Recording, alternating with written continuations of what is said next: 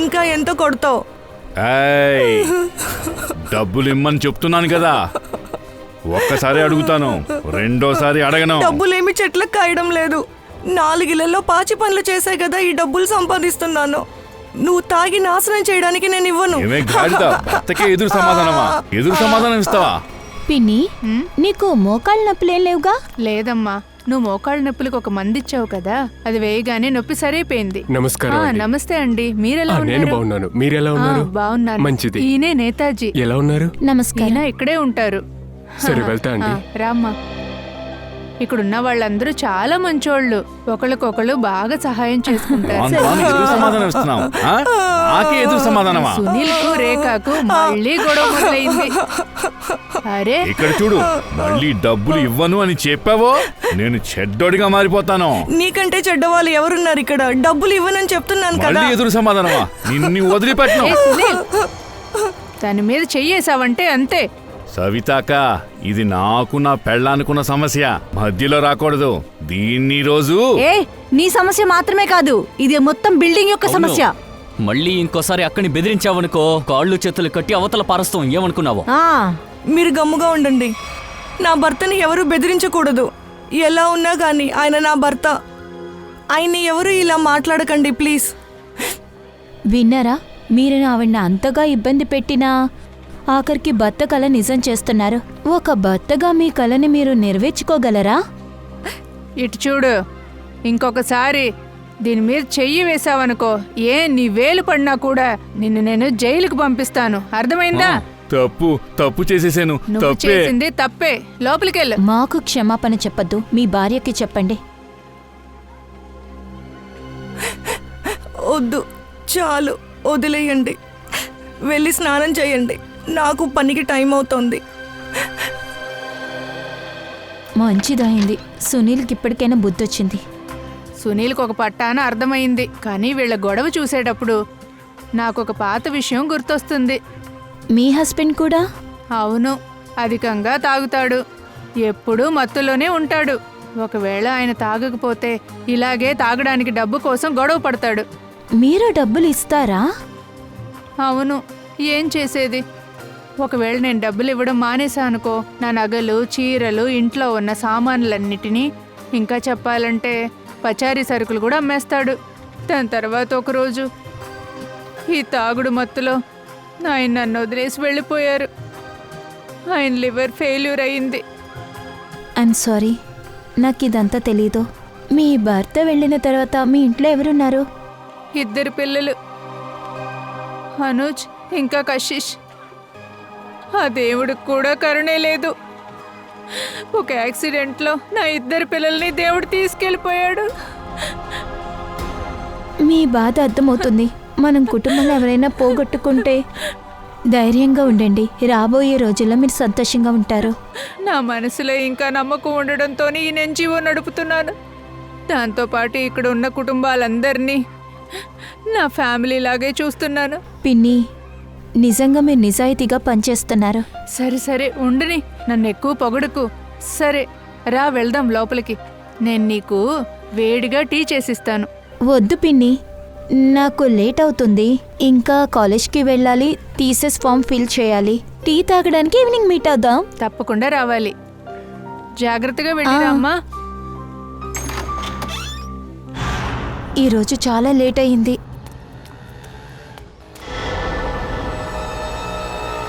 ఇది ఆ అబ్బాయే. ఈరోజు ఈ రోమియోని ఒక పని పడతాను. హలో, హే మిస్టర్, హలో, ఆగు. ఎందుకు ఫాలో అవుతున్నావు? ఆగు. ఎక్కడికి పారిపోతున్నావు? పారిపోయాడు. ఎక్కడి నుంచి వస్తున్నారా? ఇలా చూడక్క, పిల్లల్ని స్కూలుకు పంపించి ఏం ప్రయోజనం? పెళ్ళైన తర్వాత వాళ్ళు వంటిట్లోనే కదా ఉంటారు. ఇలాగే నువ్వు తప్పుగా ఆలోచిస్తున్నావు ఊర్మిళ. ఈ చదువులు చదవడానికి మగపిల్లలకి ఎంత అధికారం ఉందో ఆడపిల్లలకి అంతే అధికారం ఉంది. ఇప్పుడు మన దేశంలో చాలా కుటుంబాల్లో ఒక మగాడు ఎంత పనిచేస్తున్నాడో ఆడవాళ్లు కూడా అంతే పనిచేస్తున్నారు.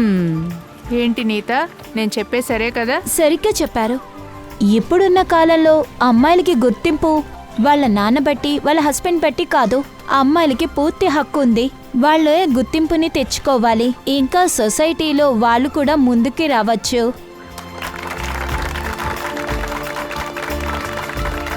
భలే చెప్పారండి. ఇప్పుడు మీరు చెప్పిన విషయాన్ని మేమందరం స్వీకరిస్తున్నాం. హా, అదేంటంటే మున్ని తప్పకుండా స్కూల్కి వెళ్తుంది. తప్పకుండా తప్పకుండా. వీడు మళ్ళీ ఇక్కడికి వచ్చాడు. ఉదయం పరిగెత్తింది సరిపోలేదనుకుంటా. వాడు ఎవరు నీత? వాడు నీకు తెలుసా? లేదు పిన్ని, ఎవరు ఎక్కడి నుంచి వస్తున్నారో నాకు తెలీదు. వీడు డైలీ నన్ను ఫాలో అవుతున్నాడు. అదేంటి ముందే చెప్పాలి కదండి. సరే వెళ్ళి ఎవరో కనుక్కుందాం రండి. రండి, త్వరగా రండి, రండి, రండి, రండి. త్వరగా.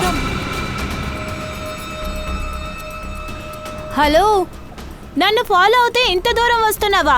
ఏంటి ఇక్కడ మాట్లాడుతున్నావు? ఏయ్, ఎక్కడికి వెళ్తున్నావు? ఏయ్, ఎక్కడికి ఏయ్, వెళ్తున్నావు? ఏయ్, నేను నీతోనే మాట్లాడుతున్నాను. పర్లేదా? నువ్వు సమాధానం తిరిగి చెప్పు. చూడు.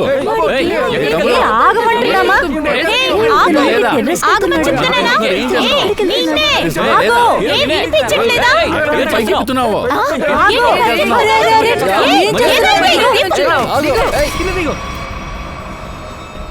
నీ మెదడు పనిచేయట్లేదా? ఎందుకు చావాలనుకుంటున్నావు? అడిగేది నిన్నే. మాట్లాడరా. నేనిక్కడ ఎలా వచ్చాను? నేనిక్కడేం చేస్తున్నాను? ఏయ్, నువ్వు నిద్రలో నడుస్తావా? మేము పిలుస్తూనే ఉన్నాం కదా. ఊరికే నటించుకో. చెప్పు, ఎందుకు నన్ను ఫాలో అవుతున్నావు?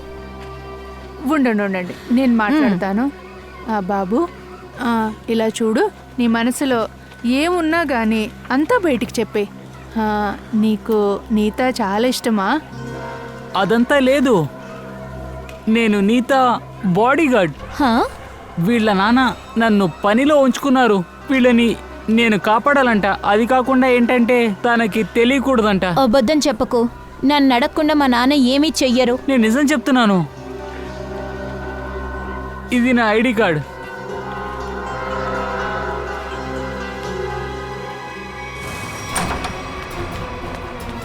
అరే అనిత, రామ్మా రా. ఇప్పుడు మేము నీ గురించే మాట్లాడుతూ ఉన్నాం. నమస్తే అంకుల్. నమస్తే అమ్మా. ఏంటమ్మా ఏంటి విషయం?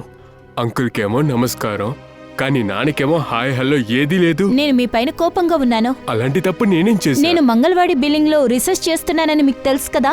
వాళ్ళ లైఫ్ స్టైల్ ని నేను తెలుసుకోవాలని ఇష్టపడుతున్నాను. అందుకనే నేను వాళ్ళతోనే ఉంటున్నాను. అది సరేమ్మా, నేనేం అడ్డుకోలేదు కదా. ఆ బిల్డింగ్ లో ఉండటానికి నేను అనుమతించా. పర్మిషన్ ఇచ్చారా? అది కాదు, కానీ ఆ బాడీగార్డ్ ఎప్పుడు చూసినా నా వెనకాలే తిరుగుతున్నాడు. ఓ, ఇక్కడ చూడు నాన్న, నేనెందుకు బాడీగార్డ్ని పెట్టానంటే అప్పుడే నేను నెమ్మదిగా పడుకుంటాను. దాంతోపాటు నా కూతురు భద్రంగా ఉంటే నాకు మంచిదేగా. నాన్నా, నేనేం చిన్నపిల్లని కాదు. నన్ను నేను చూసుకోగలను. శేఖర్ అంకుల్, నాన్నకు అర్థమయ్యేలా చెప్పండి. ఏ తండ్రైనా తన కూతుర్ని పిల్లల్లాగే చూసుకుంటారు. నీకు 50 ఏళ్ళైనా కూడా అప్పుడు నువ్వు చిన్నపిల్లవే.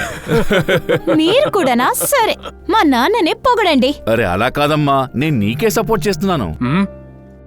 ఇక్కడ చూడు రతన్, ఇదంతా కొంచెం కూడా బాలేదు. నీతాకి తన పర్సనల్ స్పేస్ దొరికే తీరాలి. శేఖర్, నీకే బాగా తెలుసు, సిటీలో అప్పుడు కుట్రలు చాలా జరుగుతున్నాయి. నేనుట్టి బాడీగార్డ్నే కదా పెట్టా, వేరేం తప్పు చేశానే? నేను మీతో ఆర్గ్యుమెంట్ చేయలేను. రేపు నా బర్త్డే. నాకు కావలసిన గిఫ్ట్ నో బాడీగార్డ్. అవును, రేపు నీతాకి బర్త్డేనా? నేను మర్చిపోయాను. కానీ నేను నా బంగారు కూతురి యొక్క పుట్టినరోజుని ఎప్పటికీ మర్చిపోను. నేను తిని యొక్క బర్త్డేకి ఒక పెద్ద పార్టీని ఏర్పాటు చేశా. పార్టీ? రండి రండి. Happy birthday Neeta. Thank you so much. Please enjoy. ఎలా ఉన్నారు? నీత అమ్మా, మిమ్మల్ని చూసి చాలా రోజులు నీకు నా హృదయపూర్వక జన్మదిన శుభాకాంక్షలు. నువ్వు సంతోషంగా ఉండాలి, ఇంకా 100 ఏళ్ళు ఉండాలి. కరెక్టేలే. థ్యాంక్ యూ సో మచ్ పిన్ని. నాన్న, ఆవిడ సవిత పిన్ని. మీ గురించి నేను ముందే చెప్పాను. నమస్తే నమస్తే. నా కూతురు మిమ్మల్ని ఎప్పుడు మెచ్చుకుంటుంది. మీ కూతురు కూడా చాలా చాలా మంచిది sir. Thank you very much. ఈయన నా బిజినెస్ పార్ట్నర్ శేఖర్. నమస్కారం. నమస్తే. మిమ్మల్ని కలుసుకోవడంలో చాలా నాకు సంతోషం. మిమ్మల్ని కలవడంలో చాలా సంతోషం. వచ్చేసావా? Oh, wish you many happy returns of the day. Happy thank birthday. You so much. అరే sir, you are looking so handsome sir. Thank you sir, రేపైతే కొత్త ప్రాజెక్ట్ ఓకే అయింది సార్. రేపు 10 గంటకి. 10 గంటలకా? ఓకే. హలో, చెప్పుమా. ఇది నా బర్త్డే పార్టీ. ఇది మీ office కాదు. మీ పని ఉంది కదా, అదే మీ ఆఫీస్ లో సారీ చూసుకోండి. కన్నా, సారీ. సారీ. నేను ఇవాళ దాని గురించి ఏం మాట్లాడను. పద వెళ్ళి కేక్ కట్ చేద్దాం. నాన్న ఒక నిమిషం ఉండండి, ఒక చిన్న సర్ప్రైజ్. రాము, శ్యామ్, త్వరగా అందరి కళ్ళద్దాలు తీసుకురా. కళ్ళద్దాలా? కళ్ళజోడా? ఇక్కడ చూడండి, కలర్ఫుల్ కళ్ళద్దాలు. నా థీమ్ గర్ల్స్. అందరూ వేసుకోవాలి, సరేనా? Innovative idea. నా డ్రెస్ కి మ్యాచ్ అయింది కదా, కానీ నేను ఇప్పుడు వేసుకోను. కేక్ కట్ చేసి వేసుకుంటా. సరే, కేక్ కట్ చేద్దామా?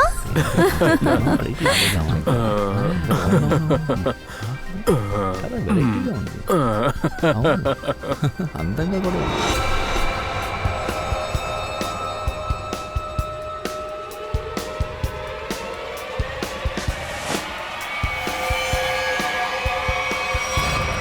గన్నా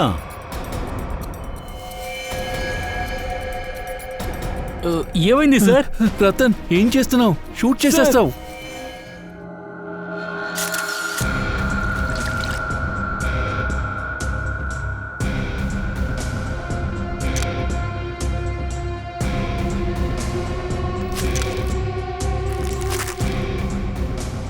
డైరెక్ట్గా గుండెలో షూట్ చేశాడు.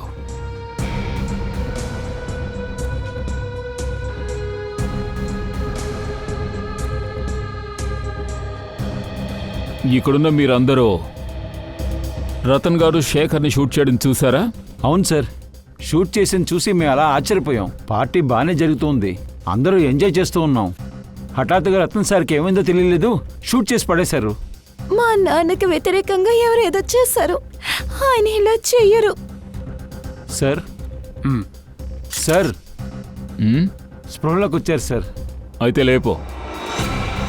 సార్ లెగండి లెగండి లెగండి సార్, లెగండి లెగండి సార్. శేఖర్కి ఏమైంది? తల ఎందుకు ఇంత భారంగా ఉంది? నువ్వే వాడిని చంపేసి ఇప్పుడు తలనొప్పని నటిస్తున్నావా? నీ నటన చాలులే. ముందు లెగండి సార్. ఏమైంది? మీరేం మాట్లాడుతున్నారు? నేను ఎవరిని హత్య చేయలా. తల్లి నీత, వీళ్ళంతా ఏం మాట్లాడుతున్నారో నాకు అర్థం కావట్లా. నాన్న, ఇక్కడ ఏం జరుగుతుందో నాకు అర్థం కాలేదు. అంత అర్థం అవుతుంది. త్వరలోనే అన్ని విషయాలు ఇక్కడున్న అందరికీ అర్థం అవుతాయి. నిఖిల్, మయూర్, ఈ ఇంట్లో ఉన్న అన్ని చోట్ల చెక్ చేయండి. పార్టీలో ఏమేం వస్తువులు ఉన్నాయో అన్నీ తీసుకురండి. జయవంతి, సార్. గన్ని ఫారెన్సిక్ ల్యాబ్కు పంపించావు. మరి రతన్ గారు, పదండి బ్యూరోకి వెళదాం. నాన్న, మీకేం కాలేదుగా? నాన్న. సో బెలిస్టిక్ రిపోర్ట్స్ వచ్చాయి.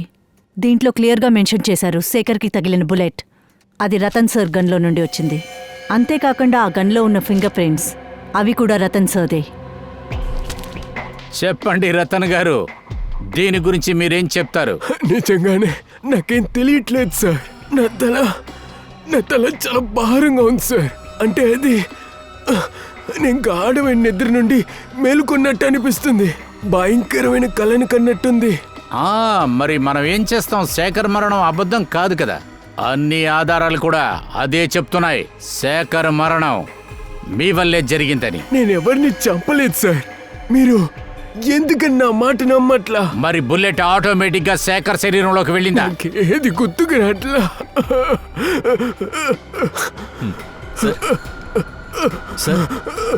సార్, మిమ్మల్ని నేను మీతో ముందే చెప్పాను కదా, మా నాన్నకి హార్ట్ ప్రాబ్లం ఉంది. ఆయన టెన్షన్ పెట్టద్దు. సార్, నేను అంబులెన్స్ కి ఫోన్ చేయనా? నో, మన కార్లో తీసుకెళ్ళు. హాస్పిటల్ అడ్మిట్ చేయండి. రండి. నేను మీతో వస్తాను. వద్దు, మీరిక్కడే ఉండండి. ముందు ఆయన అడ్మిట్ అవనండి, దాని తర్వాత మన ఇద్దరం వెళదాం. ప్లీజ్ సార్, మా నాన్నని వదిలేయండి. మీ నాన్నగారు ఏమీ చేయకపోతే ఆయనకి ఏమీ కాదు. నాకు ఒక విషయం మాత్రం చెప్పండి, రతన్ గారికి ఎవరితోనైనా గొడవలు గిడవలు అలాంటివి ఉండేవా? శేఖర్ గారితో గాని, లేకపోతే నిన్న పార్టీలో గాని ఏమన్నా గొడవలు అటువంటి ఏమైనా జరిగాయా? లేదు సార్, ఆయన పార్టీ బాగా ఎంజాయ్ చేశారు. అలాగా. సరే, మీ నాన్నగారి బిహేవియర్లో మీకేమైనా చేంజెస్ కనపడ్డాయా? ఒక్కొక్కసారి మనం టెన్షన్ అవుతూ ఉంటాం కదా, ఆ విధంగా ఏమన్నా? అవును సార్, గొడవ ఏం జరగలేదు. కానీ ఆయన మూడు ఒక రకంగా ఉంది. శేఖర్ అంకుల్ దగ్గర ఏదో చెప్తూ ఉన్నారు. నువ్వు పని సరిగ్గా చేయలేదు, వాడు మళ్ళీ తిరిగి వచ్చాడు. మళ్ళీ వచ్చేశాడా? ఎవడు వాడు? సార్ పేరంతా చెప్పలేదు. సరే వీళ్ళిద్దరు ఎప్పుడు మాట్లాడారు? నిన్నే ఎన్జిఓ నుంచి వచ్చారు. ఎన్జిఓ? ఏ ఎన్జిఓ? నా పెద్ద సిస్టర్ చనిపోయిన తర్వాత మా నాన్న ఒక ఎన్జిఓ ఓపెన్ చేశారు. అక్కడ పేదవాళ్ళకి బట్టలు, తిండి ఉండడానికి చోటిస్తారు. అసలు ఎక్కడుంది ఈ ఎన్జిఓ? నమస్తే సార్, నేను కపిల్, ఈ ఎన్జిఓ మేనేజర్ని. సరే, ఈ ఎన్జిఓలో మీరు ఎప్పటి నుండి పనిచేస్తున్నారు? మొదటి రోజు నుంచి రతన్ సార్ సానియా మేడంకి జ్ఞాపకార్థంగా స్టార్ట్ చేశారు. అలా అయితే మీకు శేఖర్ సార్, రతన్ సార్ బాగా తెలుసు కదా? ఖచ్చితంగా ఎన్జిఓలో పనిచేసే వాళ్ళందరినీ ఫ్యామిలీ మెంబర్గా చూస్తారు. ఇక్కడికి వచ్చి ఎప్పుడూ మా గురించి అడుగుతూ ఉంటారు సార్. అందరూ మనసు విప్పి ఆయనతో మాట్లాడతారు సార్. ఇది మంచి విషయమే కదా. సరే, ఇప్పుడు చెప్పండి, శంకర్ సార్ ఇంకా రతన్ సార్ ఇద్దరూ కలిసి ఏ విషయంలో గొడవ పడ్డారు? లేదు సార్, అలాంటిదేమీ లేదు సార్. వాళ్ళు పార్ట్నర్స్ కన్నా బ్రదర్స్ లాగే ఉంటారు సార్. బ్రదర్స్ లాగనా? అప్పుడు రతన్ సారే శేఖర్ సార్ని చంపారా? బాగా ఆలోచించి చెప్పండి. అంటే రతన్ సార్కి శేఖర్ సార్కి మధ్య ఎప్పుడైనా ఆర్గ్యుమెంట్ జరిగిందా? దానివల్ల ఇద్దరికి గొడవ వచ్చిందా? అలాగంతా ఏం లేదు సార్. కానీ రతన్ గారి కూతురు మాకు చెప్పింది వాళ్ళిద్దరూ ఏదో మాట్లాడుకున్నారని. అప్పుడు ఎవరో వచ్చారంట. ఎవరొచ్చారో మీకేమైనా తెలుసా? వాళ్ళిద్దరూ ఇక్కడి నుంచినే మాట్లాడుతూ ఉన్నారు సార్. ఆ వ్యత్యాసమైన సంఘటన నేనే చెప్పాను సార్. విచిత్రమైనదా? ఎలాంటి సంఘటన? కొద్ది రోజుల ముందు ఒక మనిషి ఫోన్ చేశాడు. శేఖర్ సార్ రతన్ సార్ పనిలో పెట్టారని చెప్పారు.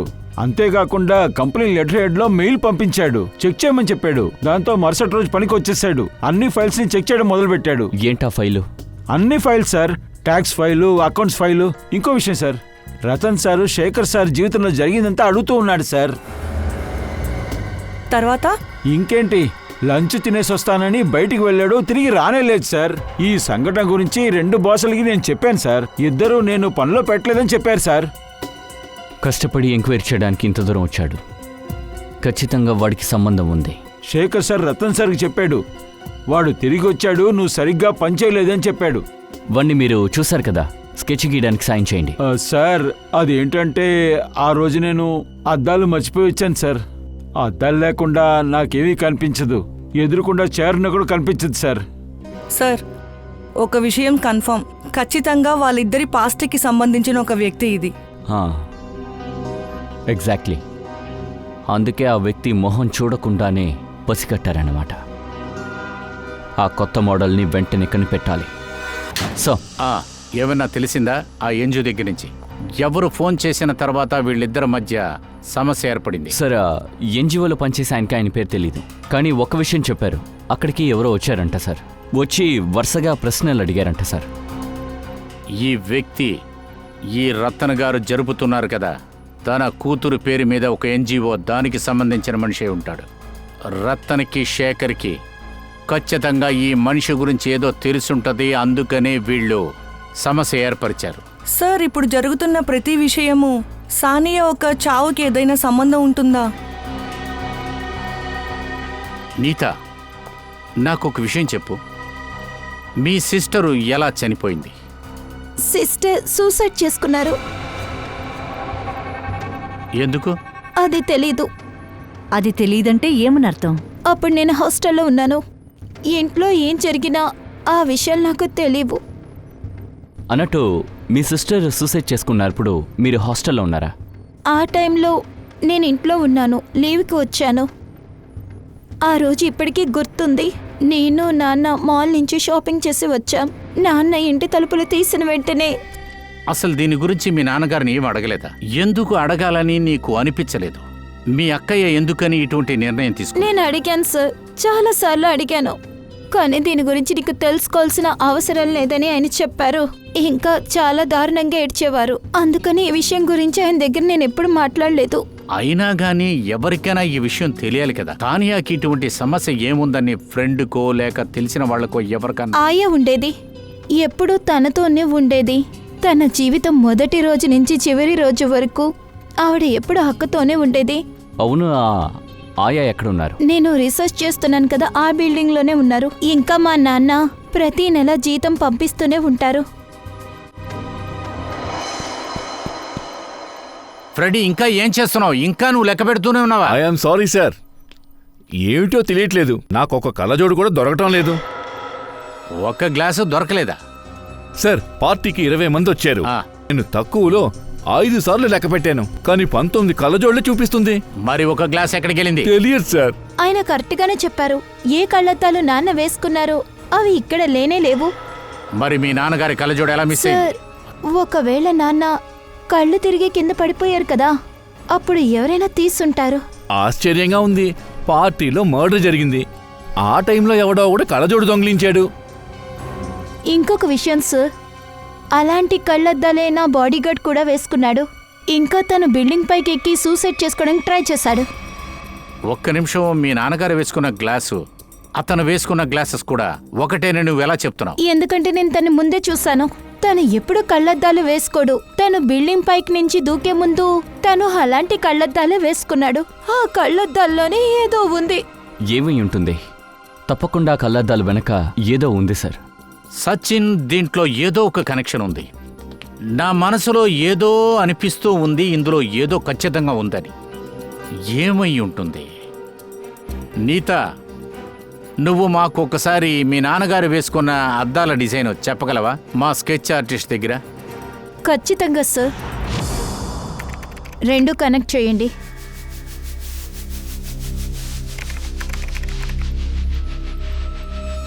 Sir ready. Okay, thank you. ఈ గ్లాస్ డిజైన్ ఫ్రేమే డిఫరెంట్గా ఉంది. సార్, ఈ అద్దాలు కస్టమ్ మేడ్ లాగా ఉన్నాయి, ఎందుకంటే రెడీమేడ్ స్పెక్స్ డిజైన్స్ ఇలా ఉండవు. అవును శ్రేయ, ఇది డిజైన్ చేసి ఆర్డర్ చేసి తయారు చేసినది. ఇది ఇప్పుడు ఇటువంటి గ్లాసెస్ ఎవరు చేస్తున్నారు, ఎక్కడెక్కడ చేస్తున్నారని మనకు తెలియాలి. మనం తెలుసుకొనే తీరాలి. అలాగే సానియా, ఆయా గురించి కూడా మనం ఎంక్వైరీ చెయ్యాలి. హేమలత మేడం, ఎవరండి? మీరు సాన్యాకి ఆయాగా ఉన్నారు కదా? అవును. మీరెవరు? భయపడొద్దు, మేం సిఐడీస్. సిఐడియా? క్షమించండి, అనవసరంగా మిమ్మల్ని ఇబ్బంది పెడుతున్నా. అదంతా పర్వాలే, నేనెప్పుడు ఇలాగే పడుకునే ఉంటాను. కానీ ఎందుకు మీరు ఇలా వచ్చారు? అసలు మేము ఎందుకని వచ్చామంటే, సానియాకి మీరు చిన్న వయసులోంచి ఆయాగానే ఉన్నారు.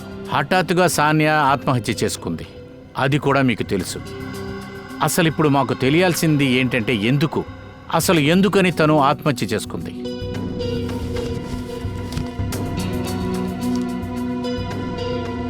ఇన్ని సంవత్సరాల తర్వాత నా మనస్సు మీరొచ్చి సంతోషపరిచారు. మీ బాధ మాకు అర్థమవుతుంది.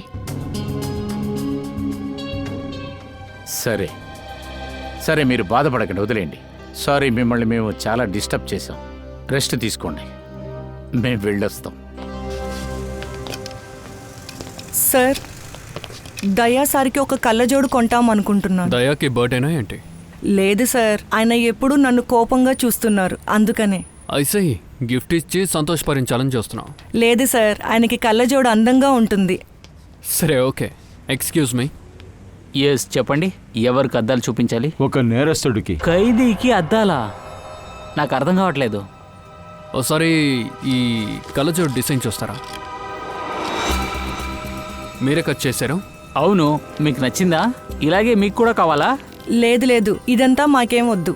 మీరు చేసిన ఈ కళ్ళజోడు వల్ల ప్రజలు పిచ్చి పనులు చాలా చేస్తున్నారు. గుడ్డిగా మిద్దిపైకెళ్ళి నిల్చుకుంటున్నారు, ఇంకొకతను గన్నుతో కాలుస్తున్నాడు. ఏంటి మీరు తమాషా చేస్తున్నారా? ఇదన్నిటికీ అద్దాలే కారణమంటారా? ఆడుకునే మూడ్లో లేదు. సిఐడి, ఇప్పుడు డీటెయిల్డ్గా చెప్పు, ఇది ఎవరి కోసం చేశావు? ఒక నిమిషం సార్. సార్, దీన్ని ఆర్డర్ చేసిన పేరు అభిషేక్ సార్. ఇదేంటి సార్, పేరుంది, అడ్రస్ ఉంది, ఫోన్ నంబర్ ఉంది. కాల్ చేసి చూడు. సరే సార్.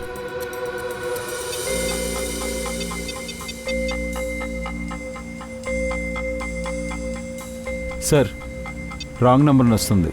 తప్ప? అయితే అడ్రస్ కూడా తప్పు అయి ఉంటుంది. దిల్ దరియా కాలనీ. ఇంతవరకు నువ్వు ఎప్పుడైనా ముంబైలో దిల్ దరియా కాలనీ అని విన్నావా? సారీ సార్, నేను అడ్రస్ అంతా సరిగా చూడలేదు సార్. కళ్ళజోడు బిజినెస్ చేస్తున్నావు నువ్వు.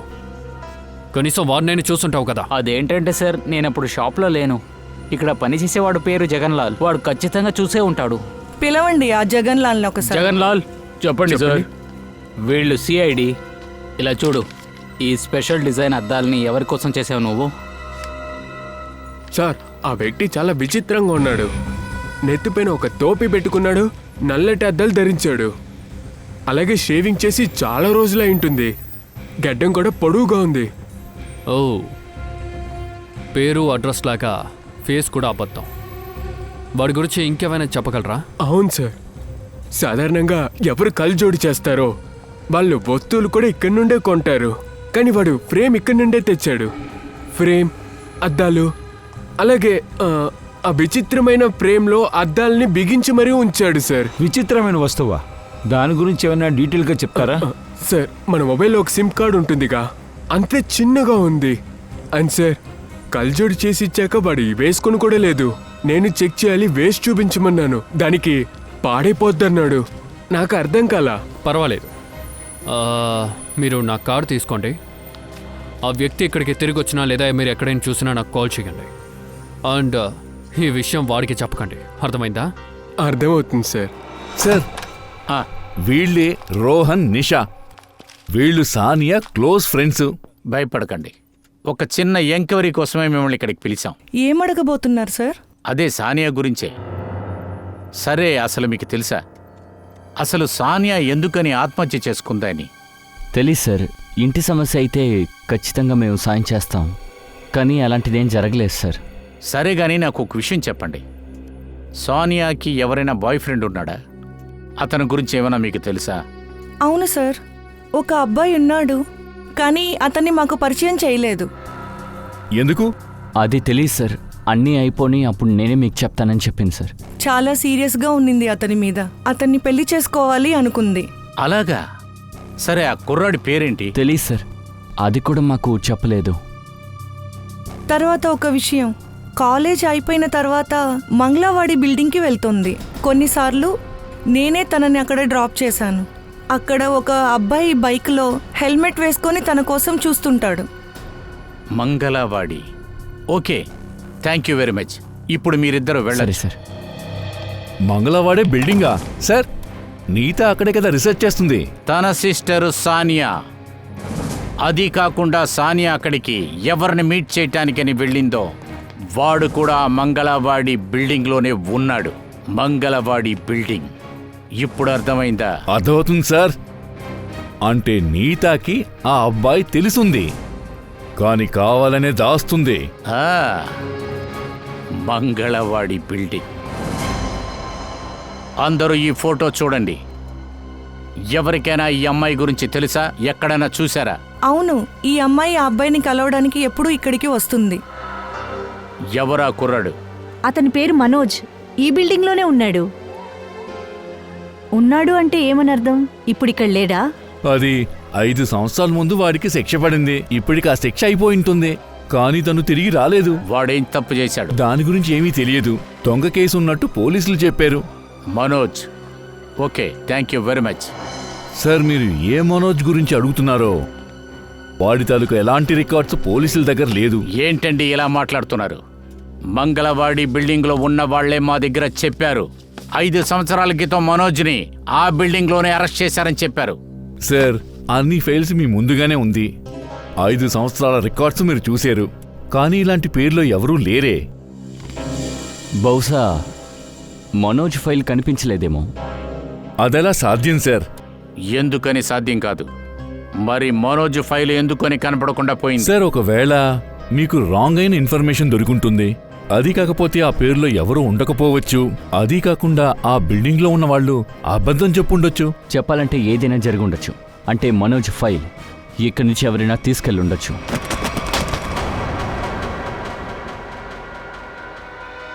రవి గారు, ఏమైంది? ఎందుకు కంగారు పడుతున్నారు? ఎందుకని హఠాత్తుగా చెమటలు పడుతున్నాయి? కాళ్ళు చేతులు వణుకుతున్నాయి. చేతుల్లో ఉన్న ఫైల్స్ అన్నీ కింద పడిపోతున్నాయి. లేదు సార్, అటువంటిది ఏమీ లేదు. మా దగ్గర మీరు ఏమీ దాయటం అనేది కుదరదు. అసలేం జరిగిందో చెప్పు. ఏయ్ ఎక్కడికి వెళ్తున్నావు? వీడి ఆరోగ్యం బాలేదుగా, ట్రీట్మెంట్ ఇస్తే దారికొస్తాడు. సార్ నన్ను క్షమించండి. నేను డబ్బు కోసం మనోజ్ ఫైల్ని తగలబెట్టాను. సిగ్గులేదా నీకు? డబ్బు కోసం ఆశపడి నువ్వు హంతకుడికి సహాయం చేశావు. అది మాత్రమే కాదు, నువ్వు చేసే పనికి ద్రోహం చేశావు. అది కాకుండా దేశానికే ద్రోహం చేయాలనుకున్నావు. మనోజ్ ఇప్పుడు ఏ జైల్లో ఉన్నాడు? సార్ వాడు జిలేబ్ నగర్ జైల్లో ఉన్నాడు. 7 సంవత్సరాల దాకా శిక్ష ఇచ్చారు. మంచి బిహేవియర్ కోసం వాడిని 4 సంవత్సరాల్లో రిలీజ్ చేశారు. మంచి బిహేవియర్ కోసం విడుదలయ్యాడంటే రికార్డ్ని తారుమారు చేయడానికి ఎందుకు డబ్బులు ఇచ్చినట్టు?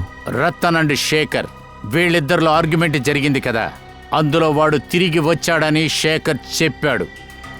అలా అయితే అక్కడ వాళ్ళు మనోజ్ గురించే మాట్లాడుకొని ఉండాలి. కళ్ళద్దాలైన ఫోన్ చేస్తున్నాడు సార్. స్పీకర్ ఆన్లో పెట్టు. ఏడు పాపు. సార్ నేను జగన్ లాల్ కల్జోడు కొట్టోడిని. అభిజిత్ సార్ ఫోన్ కలవలేదు, అందుకే మీకు చేశా. చెప్పండి. వాడు మళ్ళీ కళ్ళజోడు చేయించుకోవడానికి వచ్చాడు. వాడు ఇప్పుడు ఎక్కడున్నాడు? సార్ వెళ్ళేటప్పుడు ఫోన్లో మాట్లాడుతూ ఉన్నాడు. ఎక్కడో విద్యుత్ నగర్ సెక్టర్ 5కి వెళ్తున్నాడట. విద్యుత్ నగర్? ఈ నీతా కూడా ఆ విద్యుత్ నగర్ల కదా ఉంటుంది. మై గాడ్, అలా అయితే నీతా ప్రాణాలకు కూడా ప్రమాదం ఉంది. ఏసీపీ సార్, మిగతా ఇంటికి మేము వచ్చేసాం.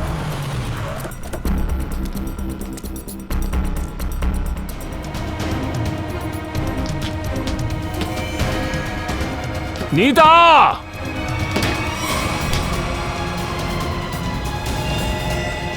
చెయ్యివో!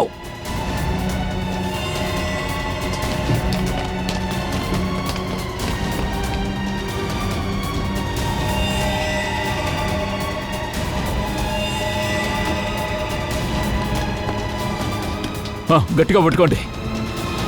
రా రా మెల్లగా. మయూర్ కళ్ళజోడు తీసుకో. ఇక్కడికి ఎందుకు వచ్చావు? ఎందుకు సూసైడ్ చేసుకుంటున్నావు? సూసైడ్ చేసుకుంటున్నానా? నేనెందుకు సూసైడ్ చేసుకుంటాను? అలా అయితే మిద్దిపైకి ఎందుకు వచ్చావు? టెరెస్కా? నేనెందుకు ఇక్కడికి వచ్చాను? నాకేం గుర్తులేదు. నేను ఒక కళ్ళద్దాలు వేసుకున్నాను. ఏం అర్థం కావడం లేదు. తలనొప్పిగా సార్, ఈ ఉంది. కేసులో ఏం జరుగుతుంది? హఠాత్తుగా అందరూ సూసైడ్ చేసుకుంటున్నారు. అన్ని ఇన్సిడెంట్స్లోనూ ఒకటి కామన్గా ఉంది, ఈ కళ్ళద్దాలు. ఈ కళ్ళద్దాలు పెట్టుకోవడానికి ముందు ఏం జరిగిందో నీకు గుర్తుందా? అవును సార్. నీతా, నాకు తెలుసు నీ పరిస్థితి బాగోలేదని. కానీ నువ్వు దేనికి దిగులు పడకు, అన్నీ సరవుతాయి. పిన్ని, ఏంటిది? ఇటువంటి సందర్భంలో ఈ గిఫ్ట్ నేను నీకు ఇవ్వడం కొంచెం విచిత్రంగానే ఉంది. గిఫ్టా? అవును, నీ పుట్టినరోజు వస్తోంది. అందుకని మన బిల్డింగ్లో ఉన్న పిల్లలందరూ వాళ్ళ చేతులతో ఆశగా నీకు ఈ గిఫ్ట్ చేసి ఇచ్చారు.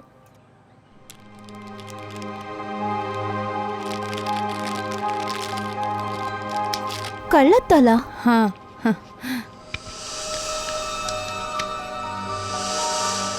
ఈ సవిత ఎవరు? ఆవిడ మంగళవాడి బిల్డింగ్లో ఉంటారు. ఆవిడ చాలా మంచి ఆవిడ. ఆవిడ ఎలాంటి వారో డైరెక్ట్గా కలిసిన తర్వాత తెలుస్తుంది. అరే రే రే రే రే రే సవిత మేడం, తప్పైన సమయంలో వచ్చావా ఏంటి? మీరు ఎక్కడికో బయలుదేరుతున్నట్లున్నారే. లేదు, ఒక ముఖ్యమైన పని వచ్చిందండి.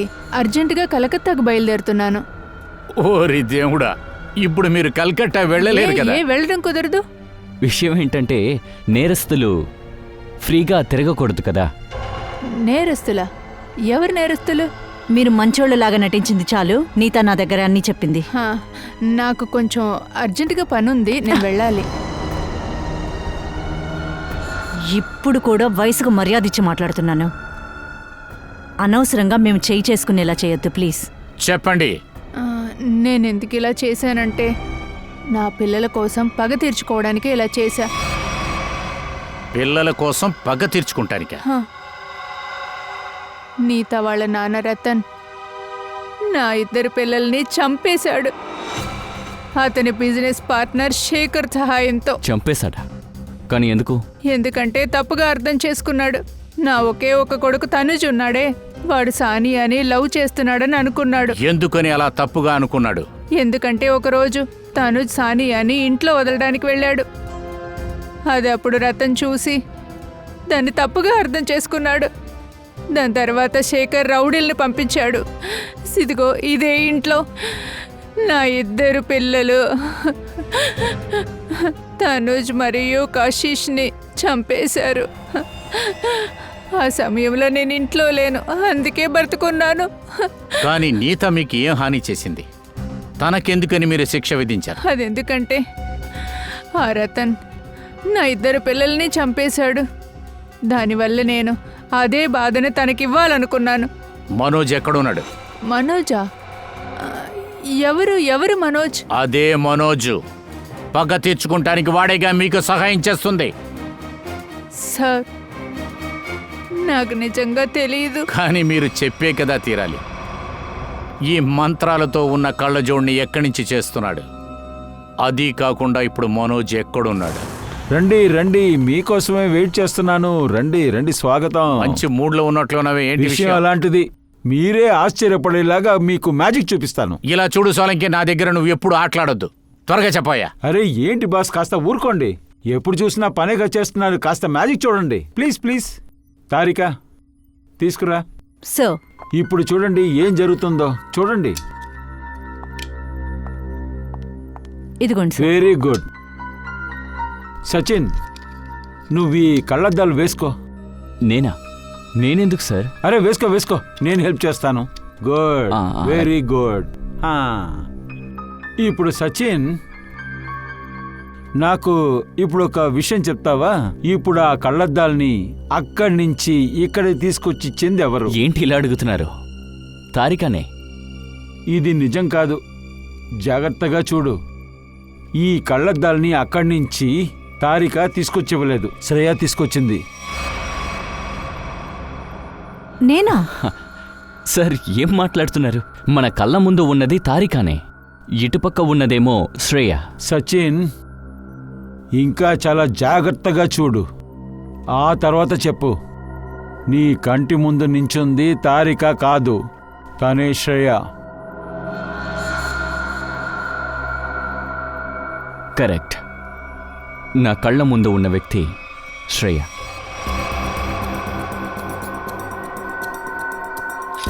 సచిన్, ఈ గన్ను పట్టుకో. ఇప్పుడు ఈ గన్నుతో నువ్వు ఏం చెయ్యాలో నీకు తెలుసు కదా సచిన్? ఎస్ సార్, నాకు చాలా బాగా తెలుసు ఈ గన్తో ఏం చెయ్యాలో. సోలంకి, ఏమీ కాదు. సోలంకి, ఇటువంటి విపరీతమైన ఆటలొద్దు. Please believe me.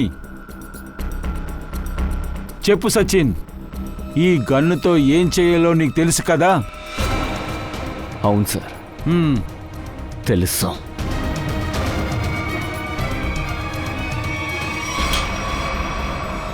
ఇవ్వు సచిన్, ఇప్పుడు ఆ గన్ను నాకు ఇవ్వు. ఇప్పుడు మనం ఈ కళ్ళద్దాల్ని తీసేద్దాం. చూసి చూసి జాగ్రత్త, కూర్చో. ఏం జరుగుతోంది? నాకు నొప్పిగా ఉంది. సచిన్, కొద్దిసేపటి ముందు నువ్వు నన్ను చంపాలనుకున్నావు. గన్తో నన్ను షూట్ చేశావు. అందులో ఆ గన్లో బుల్లెట్ లేదు. తారికా, నువ్వేమంటున్నావు? నేను షూట్ చేశానా? నేను ఎందుకు షూట్ చేయాలి తారికా? రిలాక్స్ రిలాక్స్, నేను చెప్తాను. బాస్, ఇది ఒక స్పెషల్ అద్దాలు. ఈ కళ్ళద్దాల్లో ఒక డివైస్ ఫిక్స్ అయ్యింది. దాని కారణంగా ఈ కళ్ళద్దాలు వేసుకున్న వాళ్ళు హిప్నోటైజ్ అయిపోతారు. హిప్నోటైజ్ తర్వాత ఇది నానో డివైస్. ఇది వాయిస్ రికార్డ్ చేస్తుంది. ఎవరైతే ఈ స్పెక్స్ వేసుకుంటారో వాళ్ళకిది చెప్తూనే ఉంటుంది ఎగ్జాక్ట్లీ ఏం చెయ్యాలనేది. నువ్వు నన్ను షూట్ చేసావు కదా, దానికి ఈ డివైజే కారణం. అందుకే చప్పుడు వినిపించిందా? కానీ ఏ సౌండ్ మాకు వినిపించడం లేదే. అది ఎందుకంటే ఆ వాయిస్ ఎప్పుడు చాలా లోలో ఉంటుంది. బాస్, అది చాలా లోలో ఉన్నందువల్ల పక్కనున్న వాళ్ళకి అస్సలు వినిపించదు. ఎప్పుడైతే ఈ కళ్ళజోడు తీస్తారో వేసుకున్నప్పుడు ఏం చేశాడన్నది కూడా మర్చిపోతారు, అన్నిటినీ మర్చిపోతారు. ఎగ్జాక్ట్లీ. అందువల్లే రతన్ సార్కి ఏది గుర్తులేదు. ఆయన షూట్ చేసిన విషయం ఆయనకే తెలియలేదు. ఆ బాడీగార్డు ఎప్పుడు టెర్రస్కి వెళ్ళాడో పాపం వాడికి కూడా తెలియలేదు. వాడు కూడా కలిపి దూకాడు. జరుగుతున్నదంతా ఆ మనోజ్ ఆడే ఆటని బాగా అర్థమవుతుంది. ఇప్పుడు ఆ సమయం వచ్చింది. నా కాలం అంతా నేను అదే చేశాను. నేను చేసిన కర్మ ఫలితం నాకు ఇప్పుడు దొరకబోతుంది. బాధగా ఉంది. పాపంతో నేను నిండుకుపోయి ఉన్నాను. కానీ నాలాంటి ఒకటి ఇక్కడ బతికే అర్హతే లేదు. నేను బ్రతకూడదు. ఒక నమ్మకం పెట్టుకున్నాను. వచ్చే జన్మలో అయినా నేను మంచిదానిగా బతకడానికి ప్రయత్నిస్తాను.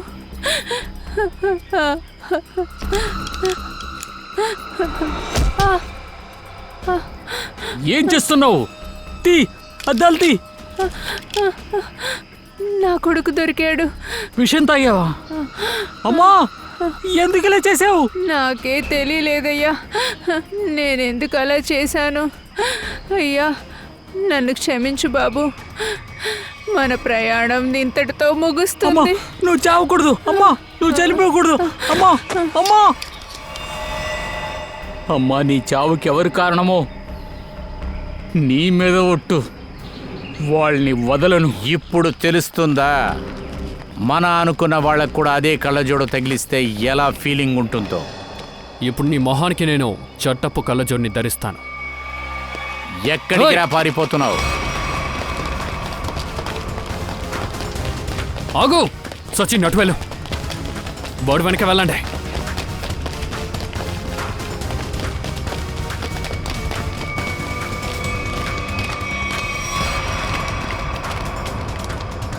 Wish you many more apparitions of the day. Thank you so much. ఇప్పుడు జైలుకి వెళ్ళరా.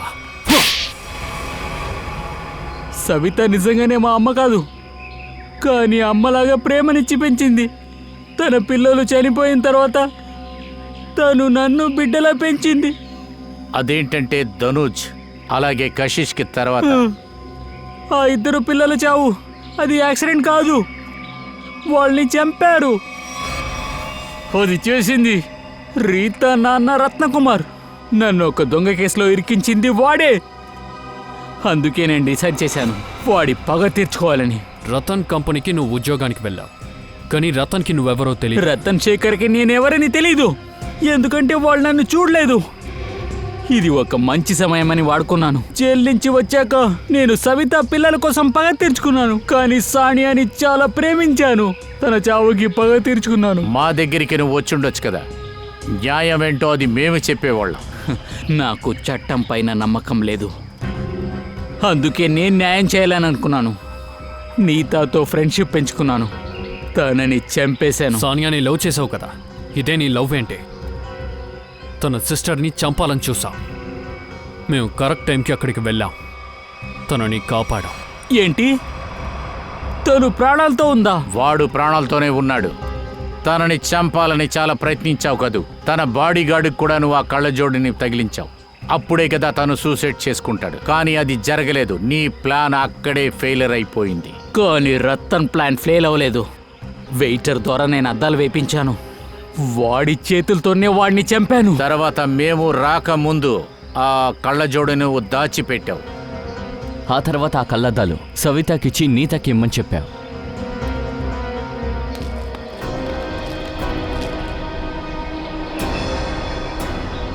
అమ్మా, బ్రతికే ఉన్నారా? అవును, నేను బ్రతికే ఉన్నాను. మనోజ్, నన్ను క్షమించే బాబు. ఇదంతా నేను సిఐడి దగ్గర చెప్పాల్సి వచ్చింది. మేము చెప్పే వీళ్ళు ఎన్ని విషయాలు చేశారు. పగ తీర్చుకోవడానికి నువ్వు ఎన్నో నాటకాలు ఆడావు. నీ నిజ స్వరూపాన్ని బయటికి తీసుకురావడానికి మేము కూడా కొన్ని నాటకాలు ఆడాం. నీకేం లాభం దొరికింది? పగ తీర్చుకునే ఆశ నిన్ను ఎక్కడి దాకా తీసుకొచ్చి నిలబెట్టిందో చూడు. ఇప్పుడు జైల్లోకి వెళ్ళి బాగా ఆలోచించుకుంటూ కూర్చో. చట్టం నీకు కఠినమైన శిక్ష వేస్తుంది. అది ఊరి శిక్ష కూడా అయి ఉంటుంది.